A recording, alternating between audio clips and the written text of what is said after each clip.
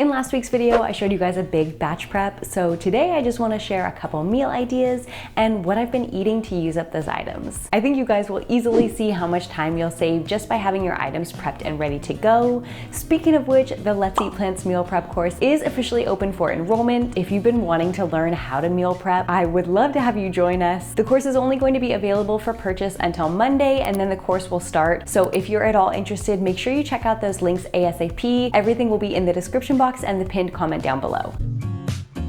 After the last video, a lot of you are asking how I use up cranberry sauce. So I want to start with one of my favorite fall breakfasts, which is apple cinnamon oatmeal, and we are going to serve it with the cranberry sauce. Now, of course, apples are in abundance right now, and it's a really easy oatmeal to make. It's basically my same weekly recipe, which is going to be 2 cups of steel cut oats with 6 cups of water. And we're just going to let that cook for the regular amount of time, which is on high pressure for 1 minute. Now, I have tried adding the apples at the beginning of the cook cycle, but what ended up happening was they were getting completely overcooked. Especially if you cut them into very small chunks, they just get obliterated in the Instant Pot even after only 1 minute of cooking. So you could of course leave them in larger chunks, but I like to have the small chunks when I'm eating my oatmeal. So what I like to do is just to prepare the apples while the Instant Pot is cooking and then to add them when everything is done. Now, very important to note here, even after the Instant Pot has finished cooking and it has beeped that it is done, you want to wait for the pressure to come down slightly. This is particularly important for oats because,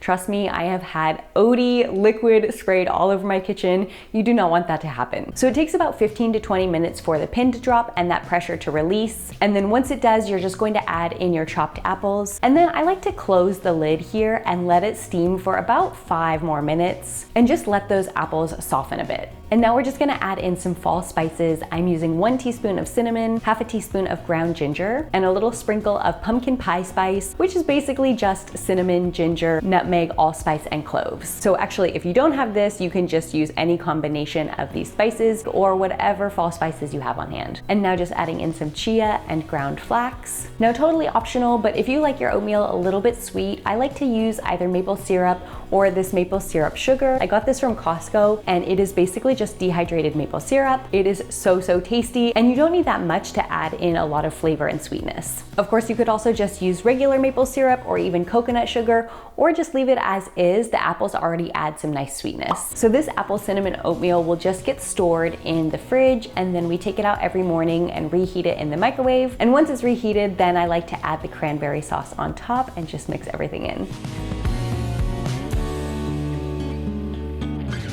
Another option for your cranberry sauce is to make it the fruit component in a yogurt parfait. So you could layer some cranberry sauce with a little bit of yogurt on top and then granola, and that would be a great way to use this for breakfast as well.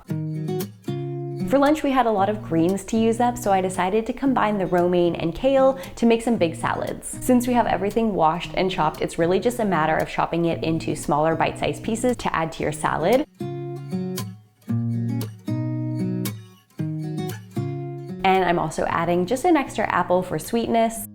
And for protein, I'm adding in some of this seitan chicken. This is the same recipe that I made in a previous batch prep, so I'll be sure to link that video down below, but it's really easy to just make a large batch of that and then freeze the leftover pieces so you can take them out one by one and defrost them as needed. I'm also adding in some of this vegan blue cheese, and this is actually pretty good. It is one of the better flavors of vegan blue cheese that I've ever tried. The texture is not quite there. It's a little bit rubbery, for lack of a better word, but the flavor is pretty on point. And actually what I ended up doing is turning this cheese into a blue cheese dressing. So I basically just made my regular cashew cream, which is just soaked cashews, water, and a little bit of salt. And then I took a couple chunks of this vegan blue cheese, added that to the blender, and oh my gosh, the flavor is exactly like a blue cheese dressing, which I haven't had in years. You could also add some other toppings like dried cranberries or pecans or pumpkin seeds to make this a little more fall inspired. Really, any salad ingredients you like here would work.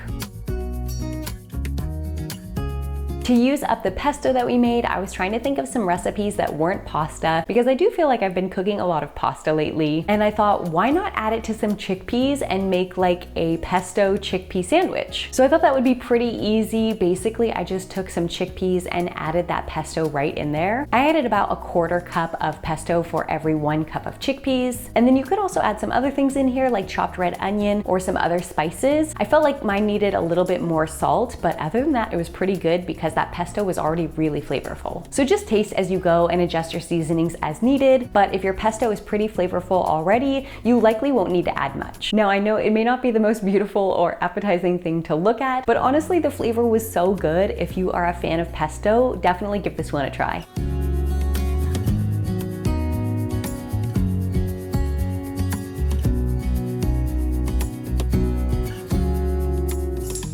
Now, something else I like to do with cranberry sauce is to add it to drinks. One of my favorite combos is a cranberry lemonade. So we're just taking a spoonful of this cranberry sauce and using some of this lemonade, which is no added sugar. I love this brand of Kiju juices. They are all naturally sweetened. So it is no added sugar, just lemon and fruit juice. Now, just the lemonade is a little bit sweet for me, so I like to dilute it with water, or you could also use sparkling water to make it a little bit fancy if you like. And there you have it.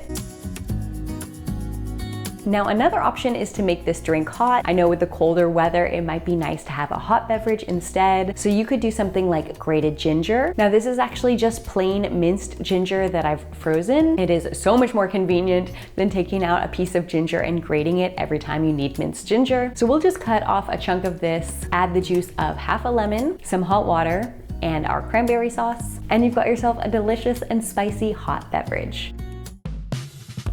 The cilantro cashew cream that I made in the last video has been an amazing addition to grain bowls. I had just a bit of leftover quinoa to use up, and also some of our potato and sweet potato from last week's batch prep. I also added some kidney beans in our batch prepped steamed veggies. And now we'll just heat this up in the microwave. These are absolutely a game changer for batch prepping. Now, of course, when you do a batch prep, you don't have to cook or steam anything, but I just find it so much easier to have them ready to use. For example, in this meal, I can just microwave everything and I don't have to worry about cooking those veggies. My husband, who doesn't really like to cook, uses these up almost right away after I've done a batch prep. Sometimes we'll eat different types of meals. He usually eats a lot more calorie dense than I do. So if he's cooking for himself, he's not likely to cook up some raw veggies. But if these are steamed and ready to use, he can just add them in at the last minute to his noodles, his rice bowls, his pasta sauces.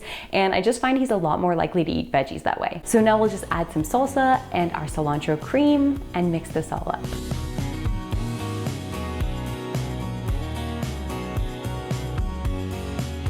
Soups are another great way to use up your prepped produce, and this has to be one of the simplest soups you can make. It's basically just a veggie broth, and you can add in any kind of veggies you like. So I started out by sauteing some onion and garlic. Then we're going to add in our carrots and celery that we prepped last week. I just need to give them a rough chop so that they are in bite-sized pieces for the soup. Add some broth and let that simmer for about 15 to 20 minutes. And you can season this however you like. I used some of the fresh thyme that I bought last week.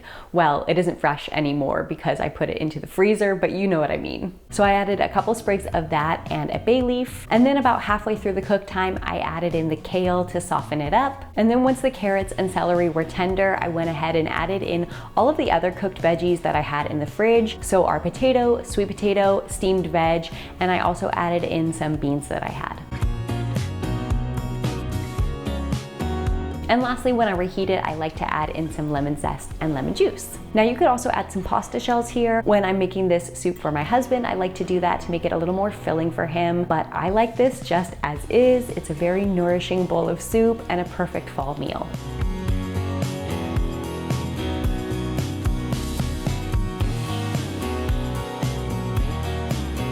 And finally, one of my favorite fast dinner options to use up a bunch of veggies is to make a curry. It is so easy to whip up a batch with almost any leftover veggies. So next time you do a fridge clean out, you might want to try a curry. If you want a recipe video for that, you can check out this one here where I show you how to make a simple curry and also how to prepare and store rice noodles, which a lot of you guys ask me about. And just as a reminder, if you're interested in the meal prep course, make sure you check out those links below. And with that, let's eat plants, and I'll see you guys next time.